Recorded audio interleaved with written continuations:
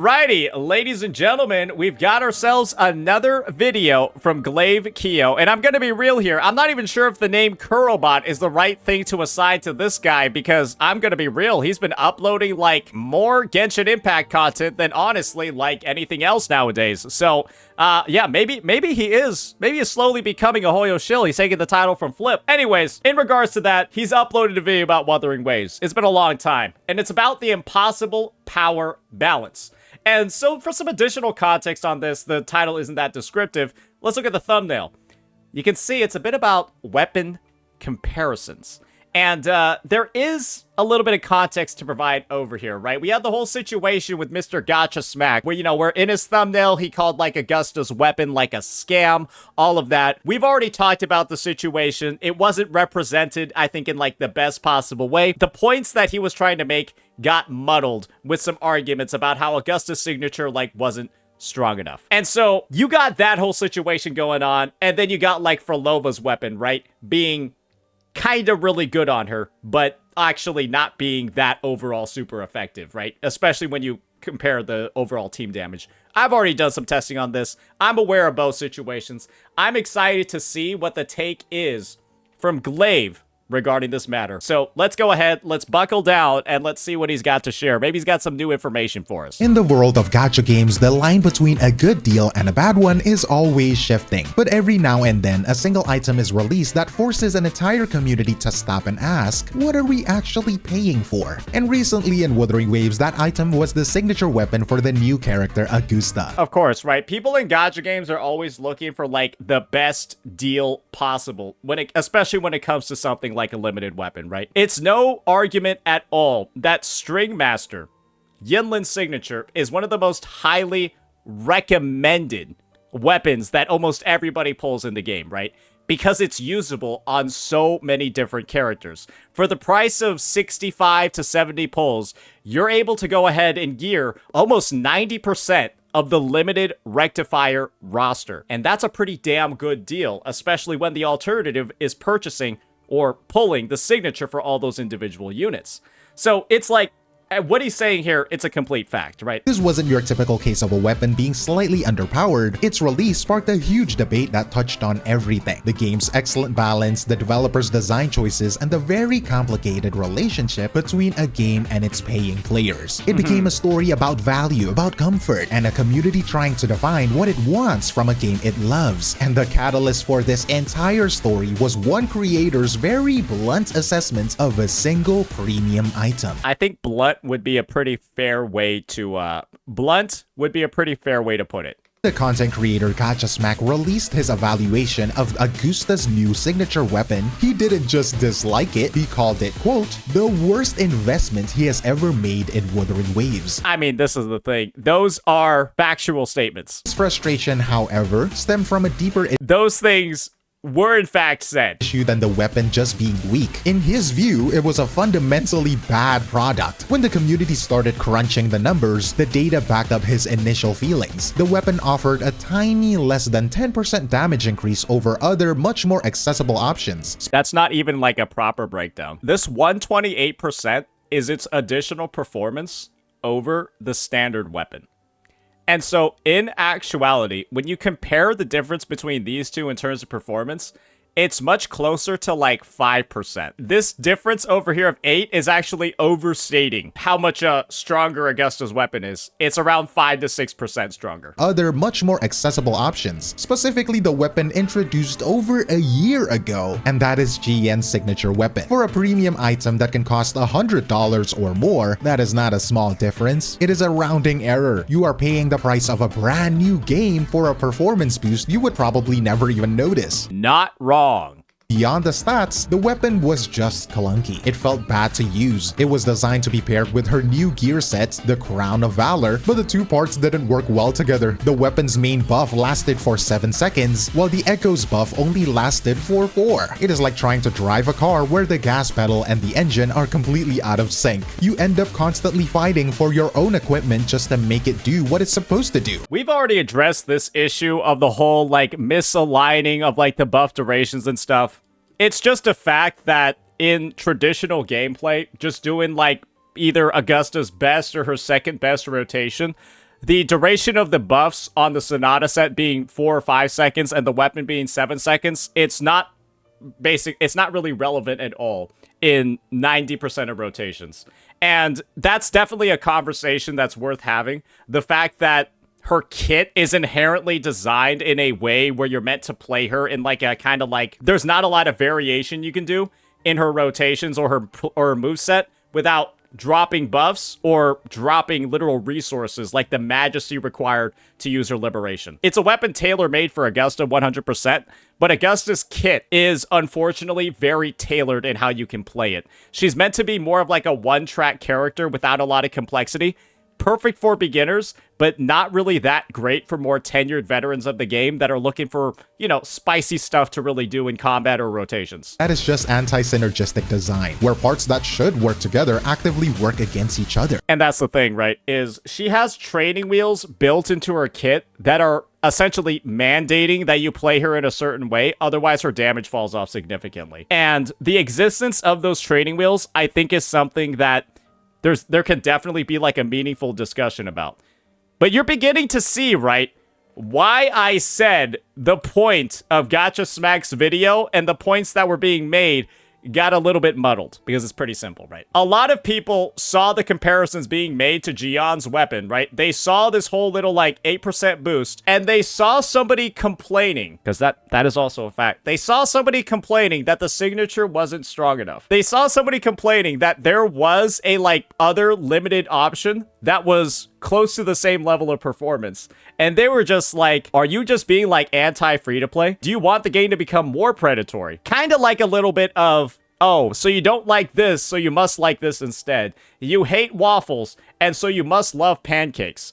This motherfucker just wants power creep, when in actuality, the discussion was more so focused on this character's kit is kind of restrictive. That's why presentation matters, ladies and gentlemen. So, yeah, that's just a little bit of clarification on the issue over here. Meant just to make it do what it's supposed to do. And that is just anti-synergistic design, where parts that should work together actively work against each other. So you have a premium product with negligible performance gain that is also frustrating to use. It failed to make the character meaningfully stronger, nor did it make her more fun to play. I would say that this take from Glaive is a little bit incomplete. Premium product with negligible performance gain. It's a premium product with a negligible performance gain over another premium option. This isn't like Chang Li's signature and like Emerald of Genesis, which is the standard 5-star sword. This ain't like that. This is like a Lamborghini and then like an Aston Martin. This isn't like, oh, the Lamborghini goes the same speed as the Honda Civic. This is like the Aston Martin goes the same speed as a Lamborghini. That's a different comparison, right? Because the standard weapons are like the Honda Civics. And if your Lamborghini, the premium option, doesn't really outperform the Civic, yeah, maybe you'll get pissed, right? But guys, Gion's signature is not the standard weapon. But like people were talking about it, the comparison between the two, like it kind of is. And unfortunately, I'm going to have to call out Glaive a little bit over here because he kind of doing the same thing. It's like he's referring to Verdant Summit as the standard weapon when no, the standard weapon is the fucking blue one. And that one is what is meant to be compared to. Second, the whole frustrating to use piece is it's frustrating to use in one circumstance.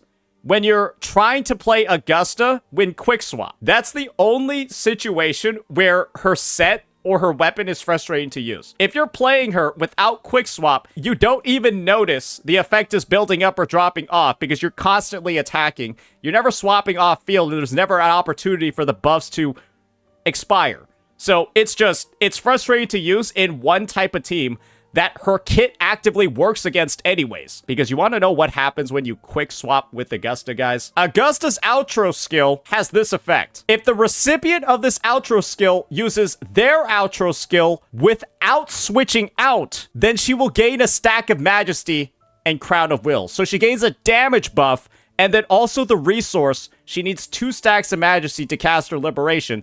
Without this 1 stack from her teammate using an outro, without swapping out, she can't use her Liberation properly. So, quick swap is like intentionally designed not to work in her kit, and so her weapon and her Sonata set don't work that well in quick swap. That's basically the situation. So, it's more of a kit issue rather than a weapon issue. if we're really getting down to brass tacks and trying to be, you know, as holistic about it as we can be. That's where the discussion's getting muddled. Frustrating to use. It failed to make the character meaningfully stronger, nor did it make her more fun to play. From his perspective, it was a comprehensive failure of design. But to understand why this one weapon sparked such a huge debate. And this is the thing. I said that Glaive's take might be wrong over here. He might also just be summarizing Gotcha Smack's point of view or the perceived point of view of Gotcha Smack's vid. So this might not even be his take. We still got to hear the rest of the video. Just wanted to get that straight first. His perspective, it was a comprehensive failure of design. But to understand why this one weapon sparked such a huge debate, you have to look at the game it exists in. An ecosystem that until this point had been praised for getting almost everything right. And that is not an exaggeration. For the most part, Wuthering Waves has maintained a level of balance that is almost unheard of in this genre. The biggest issue in any gacha game is power creep. When new characters are so much stronger than the old ones that your previous investments become useless. This results in a treadmill where players have to keep spending, keep pulling the new characters just to keep up. Gotcha Smack himself contrasted this with games like Honkai Star Rail, which he pointed to as an example of where this kind of aggressive power creep can become a serious problem. In that game, for instance, new damage-dealing characters are often released with a significant vertical leap in power. You also have the big bonus of, are any of Honkai Star Rail's light cones even slightly usable on other characters? I'm trying to think about all the Remembrance ones, right?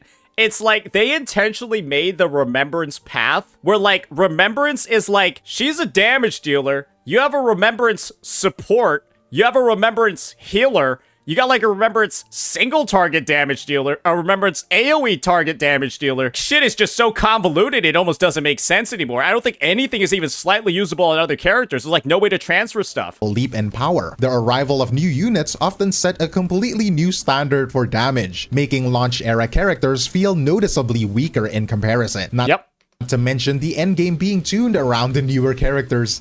I'm just gonna be real here. That's impressive. These devs never manage to disappoint me. It's like a never-ending roller coaster ride where, you know, it starts off a little bit boring at first and then it's just an incline forever. This is a roller coaster that will go up into the heavens, my friend. It's never going to go down. Doesn't really help. It is a model that can make players feel like their old investments are becoming obsolete, pressuring them to pull for the new, stronger units just to keep up. But in Wuthering Waves, a full year after its launch has mostly avoided this. Characters from day one like Verena, Mordefi, Sanhua are still considered top tier. They're often the best choice for the job, which respects the time and effort players have put in. The other side of that coin is a game's focus on skill. In Wuthering Waves, winning has always been more about learning the fights. I will say though, these are kind of like the core free-to-play units. A lot of them have kind of like fallen out of the equation. I'm just gonna be honest about that. But yeah, these guys are still really incredibly good. Considered top tier. They're often the best choice for the job, which respects the time and effort players have put in. The other side of that coin is a game's focus on skill. In Wuthering Waves, winning has always been more about learning the fights, dodging the attacks, and playing your characters well. Your wallet cannot dodge for you. I can confirm that. There's a lot of times where I hop onto like a person's account. They have like an all S6 team. And I'll still die to the holograms because they still one-shot you. Like, you'll still get one-shot by, like, 90% of the super high difficulty content. There's nothing you can really do about that. The only character that I think is immune to it is, like, Zani at S6. It's Zani at S6, and she only has like, fucking Tryndamere Undying Rage for, like, 5 seconds. Which is not a lot in WuWa. And that is why some whales in the game still struggle with endgame content. Like I said, I've had a lot of accounts that have S6 characters, and they don't have all their holograms done yet. That's part of the reason why I would hop onto those accounts, is people asking me to do their holograms for them. This W player-friendly system, however, leads to a central paradox. If the game is so well balanced that you don't need to spend money to beat it, then why would anyone ever buy a premium weapon? Also, by the way, if you enjoy videos like this, make sure to like, comment, and subscribe. Our goal is to reach 50K before the month ends, so any support you show is very greatly appreciated. What is the purpose of of a $100 luxury item in an ecosystem that doesn't require it? To answer that question, you have to look at the community, which has already drawn its own lines in the sand. First, consider a weapon called the Stringless. This weapon is Why are there so many errors in like Glaive's script? I'm pretty sure he means to say equipment system and like fucking was Burrow like drunk while he was writing this one? What's even going on? almost universally loved by the player base. The reason is simple. It's AI. This is Glaive using Glaive made his voice AI? Huh? Or is it an AI script? The script is AI. Uh-oh. Hey, Glaive, you better get the Word doc ready, bucko. Hey, you better get the Word doc with the edit history ready, bro. Hey, looks like you got some allegations, bucko. Hey, I hope you got the Google Word doc with the edit history ready. It offered incredible value through both its strengths and its flexibility. You can put it on almost any character of Very that true. weapon type and it would perform beautifully. It was a single investment that made your entire account better. A perfect example of a player-friendly item. And then there was Frolova's signature weapon. The sequence and the flow of like the logic in here makes sense to me. It doesn't make very much sense for AI to have written it, but it's also like the errors in like some of the stuff. It's like low key. It's like it seems like somebody fucked up a find and replace. So maybe this is like one of his old videos. Maybe he took like excerpts of his old videos, then did a find and replace. Reaction was a complete opposite. When I did scripted videos, just so you guys know, I did that kind of often. I would have like 5 or 6 different videos, and I would take like one part from each one. Not like literally one for one copy and paste it, but I would like, you know, have similar sentence structure. Take like one paragraph from one video, another paragraph from another. It's like I made a whole new one, right? Just by taking 1/6 of 6 ones. Nobody noticed though, so that's what I mean by it's fine to do. But he fucked up here, apparently. Ecosystem that doesn't require it. To answer that question, you have to look at the community, which has already drawn its own lines in the sand. First, consider a weapon called the Stringless. This weapon is almost universally loved by the player base. The reason is simple. It offered incredible value. Gear 6 characters for the price of 1 weapon. Who the fuck isn't going to say this is a must-pull weapon? You'd have to be actually actively trying to sabotage other players if you didn't say that to other people. Through both its strengths and its flexibility. You can put it on almost any character of that weapon type and it would perform beautifully. It was a single investment that made your entire account better. A perfect example of a player-friendly item. And Absolutely.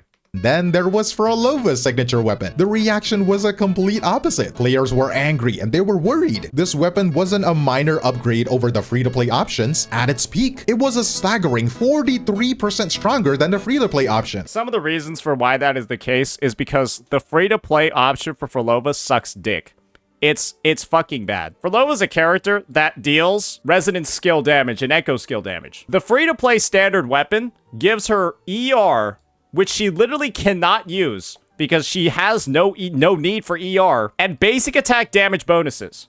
So the weapon on her is literally these 2 lines, and this is all functionally non-existent. That's one of the big reasons for why the comparison is so big and the number is so large, right? This weapon effect is not there. It doesn't do anything. This weapon effect, however, literally gives her resonance skill damage, echo skill damage amp, and then a passive attack bonus. So it's kind of just like you're going from 0 to something. Similarly, String Master kind of shows up as only like 117%. Guys, we've ran the calcs. We've played the teams. If you put String Master instead of Lethe and Elegy on your Frolova team, your clear time will change by about less than 5 seconds. It's a less than 5-second difference using String Master over here instead of Lethe and Elegy on your Frolova team. Because Frolova is like a main DPS sub DPS hybrid, where her damage is significant, but everybody else on her team is intended to do damage as well. And it's just like, let's just say this issue was overstated because of all those factors. Gap that big isn't a luxury anymore. It is your mom's legs. It is a threat. It felt less like an optional upgrade and more like a mandatory component that you had to buy. This was the first time it truly seemed like the game's famous balance was at risk, the kind of aggressive power creep people had feared. This fear also extends beyond fairness, touching on the risk of the game becoming stale. fail. The creator Bran Online made this exact point in a video about a different game, Genshin Impact, arguing that a lack of challenge for veteran players can make the entire gameplay loop feel empty. These two examples show a clear pattern. The community loves a weapon that is flexible and offers broad value, but it rejects one that creates a massive, almost insurmountable power gap. Players aren't asking for a signature weapon to be weak, they are asking for them to be balanced. A good choice, not the only choice. The community then has a clear idea of what it doesn't want. Weapons on either extreme of the power scale. I guess this is the thing. I don't really think that this is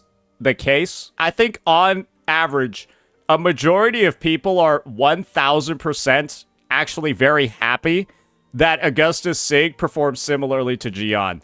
And it's quite simple. If you have Jian's signature, if you've been playing since 1.0 of the game, if you pulled it in 1.0, or you pulled Jian's Sig in 1.3, or you pulled it during the anniversary in 2.3, then if you have Jian's Sig, you can just pull Augusta. And for the price of Augusta, you get a like 100% ready to go Electro DPS. You put Jian's Sig on Augusta, you pair her with Mortefi, you use Verita as Shorekeeper, and then you will go bulldoze all the content in the game.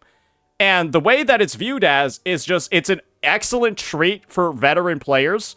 If you're somebody that pulled on the first weapon banner of the game, then you basically get like a free, like she performs at identically the same fucking level, but you didn't have to pay for a signature to perform like she has one. That's not something that most people are particularly upset about. And Gotcha Smack on call has already told me that this is something that he likes. And a majority of his complaints regarding the weapon is merely just how its effect stacks up and that it's not as versatile. And unfortunately, that message got muddied. I think Smack in his video focused way too much on how it was like not much of a gap over Jian's. Smack's approach, honestly, should have been Augusta's Sig is worse than Jian's unless you play her in a very specific way. And that is a fact. If you don't play Augusta in the prescribed way that you're supposed to play her, Jian's signature will outperform Augusta's signature. He was factually true about that. And I think if that was the approach that he had just made instead, when you play Augusta in Quick Swap, her Sig is literally worse than Jian's. That's some bullshit. That's super restrictive. I don't think anybody would have disagreed with his take. But with him kind of starting off the conversation with, this weapon isn't strong enough because it's too close to Jian's,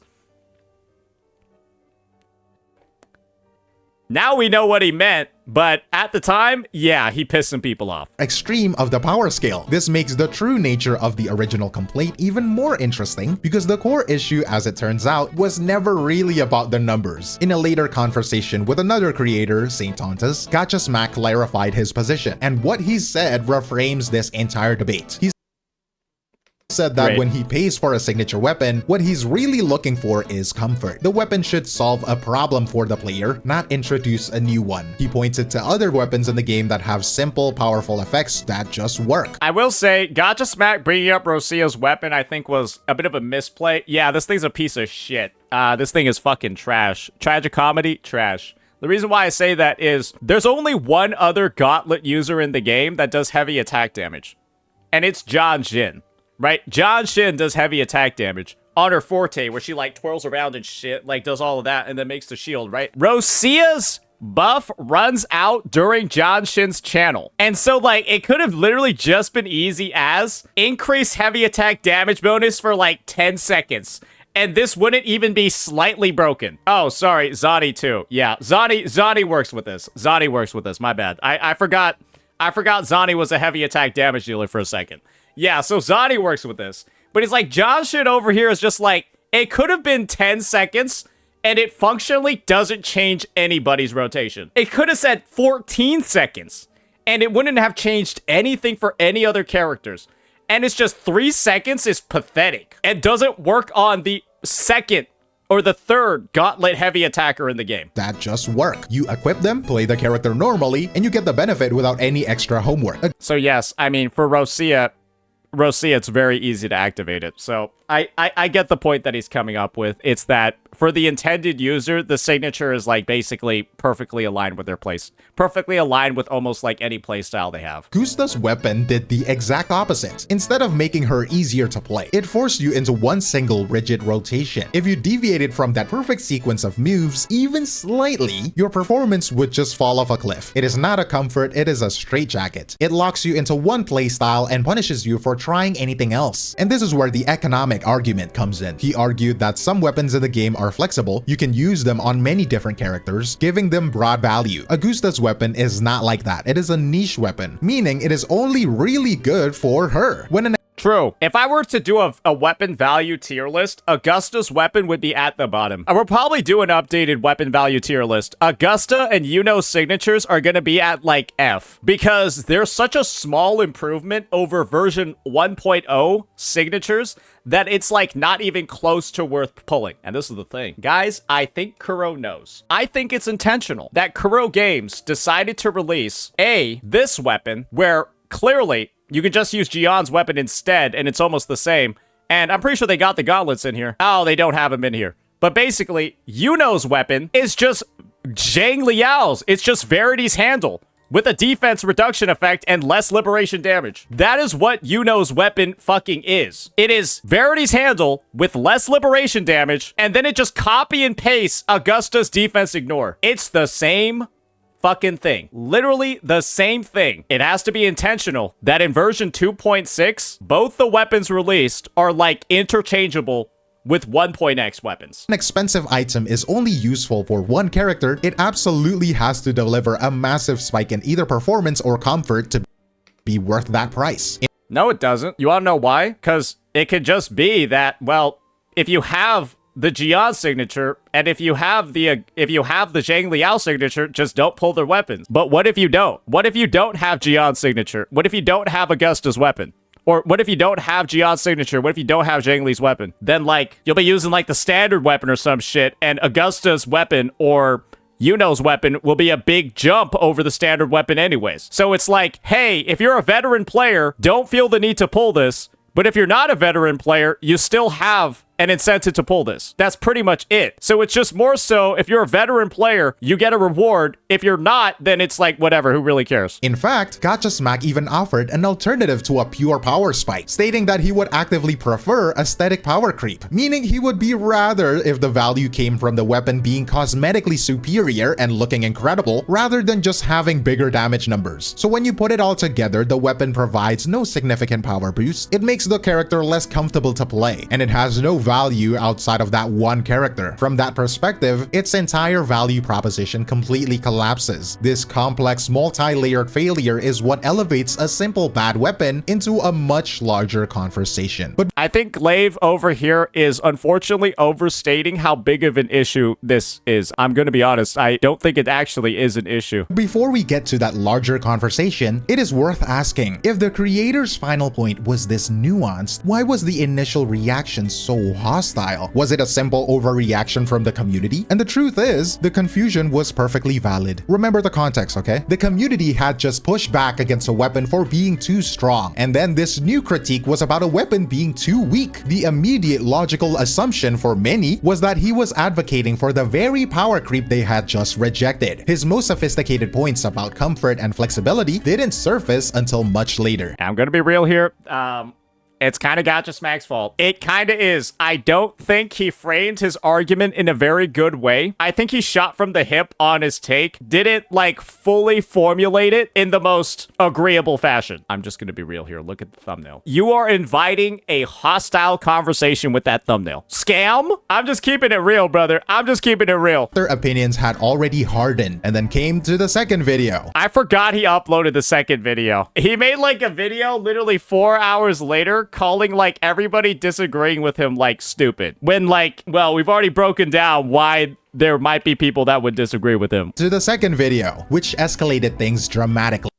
Yeah. The discussion shifted from a product critique to broad personal insults aimed at the player base. And at that point, the backlash was no longer about a weapon, it was a predictable response to being attacked. So now, does that mean no one overreacted? Of course not. In the noise, the original valid critique of Augusta's weapon as a poorly designed product got lost. And online discourse inevitably leads to a dog pile, where some will join in without the full story. But the situation was less of an unprompted overreaction and more of a perfect storm of mixed messaging, escalating rhetoric. Let me make my take on the Augusta weapon situation. If every future signature is like Augusta's weapon, I don't really care. If every future weapon is like Yuno's weapon, where it's like, hey, here's like 100% performance, but here's also 95, I wouldn't care. I'd be pretty okay with that. Because A, it would require you to have all of those older weapons in the first place for it to even be a thing. You would need to have your tragic comedy. You would need to have the Blazing Justice. You would need to have Ages of Harvest. I think that to a degree, this is a great way to treat veteran players. It's a great way for veteran players to keep playing the game.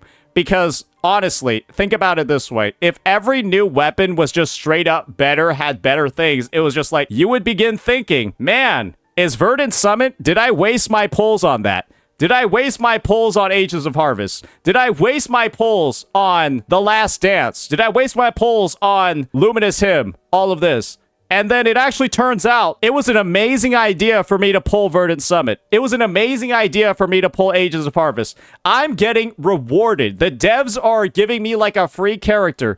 The devs are giving me all of this because I pulled this one weapon. It's a different conversation, right? If you're a CC with the money or the time to spare to grind out everything in the game. But like, people aren't like that. Normal players of the game. I'm not going to call CCs normal players of the game because we're not. It's like cool to see that a new character came out and all you need to spend is 80 pulls if you're on a guarantee, or maybe 160, right? If you're not on a guarantee. And then you basically have the full unit. People really like that. And they really like that if they're veterans, because then they feel rewarded for A, the decision making they had in the past. You want to know what people are thinking right now? Oh shit, does that mean that there's going to be a resonant skill damage dealer in the Broadblade class?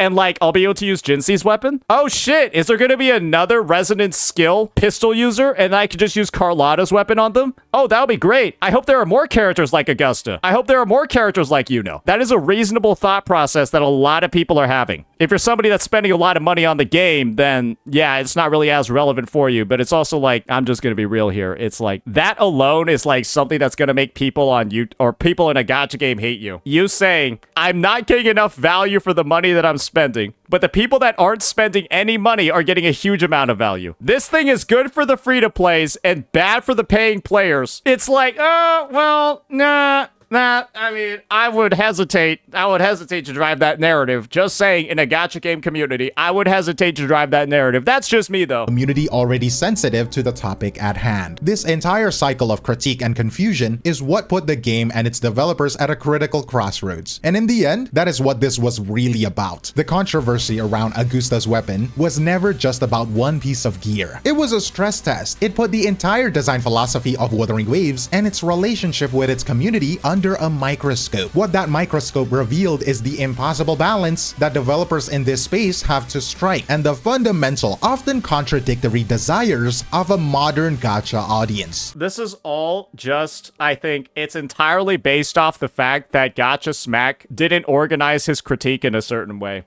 I think just going with this weapon literally performs worse than Jian's signature unless you play her in this specific way. There would have been an absolutely agreeable, like not even like slightly debatable take, because it would be true.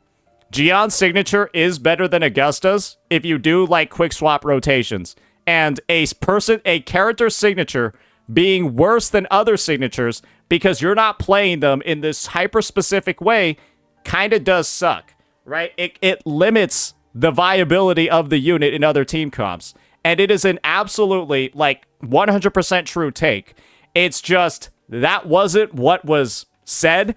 It was clarified after the fact, And that's why the situation even occurred. On one hand, players who spend real money want to feel like their investment was worth it. They want their purchase to feel impactful and rewarding. At the same time, the entire community, spenders included, fears anything that threatens the delicate balance that makes the game fair and fun for everyone. The community, therefore, ends up in this strange position where it critiques one weapon for being too weak and another for being too strong. They are asking developers to hit a target that is almost invisibly small. This leads to a deep contradiction that developers have to face. The most vocal parts of the community on social media will condemn the massive power gaps, but sales data across the industry often shows that the banners for these overpowered characters are the ones that are making the most money. If Jian's signature was worse significantly compared to Augusta's, Augusta would sell more.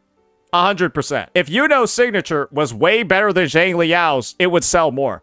I'm already estimating those characters' weapon banners aren't going to be that popular because of how close the competitors are. And the honest take is kind of just like, I think Kuro is willing to take financial hits to make the game feel better for players. That is what that tells me.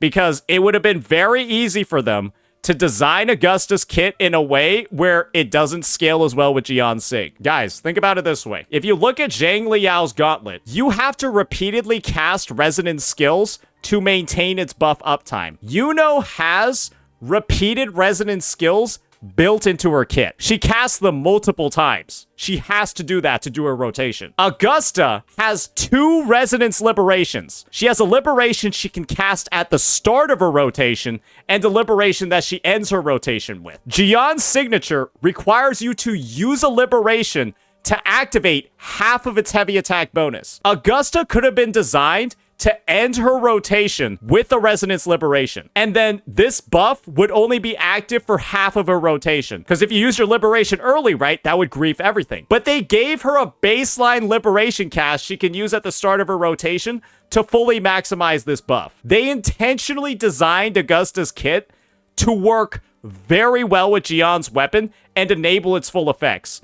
And all they had to do was make it so that her time stop liberation was the only one that she had. And so, once again, she wouldn't have half of this damage buff until the end of her rotation. They could have done that, but decided not to. That's the sort of behavior where it's like, I can't help but just respect that.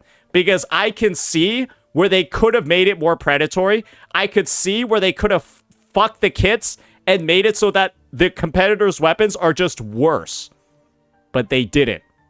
They could have, but they didn't. Leaves developers with a difficult question. Do you listen to the vocal minority who advocates for game health, or do you cater to the silent majority whose spending habits rewards power? And that is the final takeaway here. The line between a satisfying luxury item and a game-breaking necessity is a razor-thin line. How Kuro Games responds to this feedback to this entire episode will likely define Wuthering Waves' identity for years to come. Will it continue to be the game that prioritizes that incredible player-friendly balance it was praised for? Or will it slowly start to slide towards the financial pressures that always demand for more power? I mean, the situation is that they just released 2 fucking weapons that are like incredibly competitive with like the next best option. So it's like, I think we already know what the answer is here. Answer to that will shape the future of the game. And I'm curious of what you all think. Where do you draw that line? What to you is the ideal value of a premium item in a game like this? Fuck it. If you're gonna release a bunch of freebie characters like Augusta and Yuno, where they have great existing options, I think it's fine to have a character like Cartithia every once in a while, right? Where clearly their weapon is like, if you don't pull the weapon, it's like kind of ass. There are probably more alternatives that will come out in the future. But if they're balancing it out with characters that feel great with other SIGs, it's also like, okay, it's like a balance between the two, right? It allows them to be more innovative with kits. It allows them to also, you know, experiment with like new things. Would it make much sense, right, for like echo skills to come in if they didn't have some sort of like amp built in? Like, you know what I mean? It's just, there's room to like explore. I think they're doing a pretty good balance right now. Obviously, right, we're coming off of 2.4 and 2.5, where you got Cartithia and Frolova, characters that are like known for their signature weapons. And then in 2.6, right afterwards, right, you got like these 2 characters where you could not have their SIGs and it doesn't matter. So I think the balance is being struck. I don't think it's that big of a deal. I think it's an issue that got overblown like crazy. Hopefully, we can put it all to bed with this one. I don't even know why this is the title of this guy's video. That's fucking disgusting. Why is he even doing that? Anyways, let me know what you all thought, ladies and gentlemen, and I will see you all next time. Peace.